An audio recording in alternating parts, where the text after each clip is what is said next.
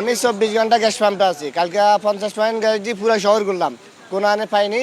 Last পর্যন্ত এখানে serial দিলাম আপনার এসপানির ওই পাশের থেকে, একবারে ভিতরের থেকে আইতে আইতে এখানে আসি। 6:50 বলছে যে কি গ্যাস থাকবে না। 6:50 গ্যাস চলে গেছে, কারেন্ট চলে গেছে। হিসেবে 1 ঘন্টা দেখারে গ্যাস আইছে, এবার কারেন্ট আইছে, গ্যাস নাই। একটা ড্রাইভার ঘুমাতে পারে না ঠিকভাবে, ওরা কেমনে চলবো, কেমনে খাইবো? কোম্পানি একটা ইনকাম কম নিতেছে না, গাড়ি লিয়ে বেরিয়েছ ইনকাম দাও, তো ইনকামটা এনে করতে এনে দিব। শহরের মধ্যে থাকে, ঘর ভাড়া দেয়, ও সংসার খরচ, পোলাপানের খরচ কেমনে দিব? হয় গ্যাস পাম্প বন্ধ রাখেন, আর নদের গাড়ি বন্ধ রাখেন। আমার শ্রমিক ভাইরাইলে ওরা 1100 টাকা 1200 টাকা ইনকাম দিতে হচ্ছে, 1200 টাকা ইনকাম দিতে হচ্ছে। তাহলে আমার শ্রমিক ভাই ক্লান্ত হচ্ছে, ওদের সংসার চলতেছে না। আমি সরকারের কাছে আহ্বান থাকবে, অন্তপক্ষে হয় গ্যাসের পাম্প সবগুলো খোলা রাখেন, আর নদের সবগুলো বন্ধ করে দেন।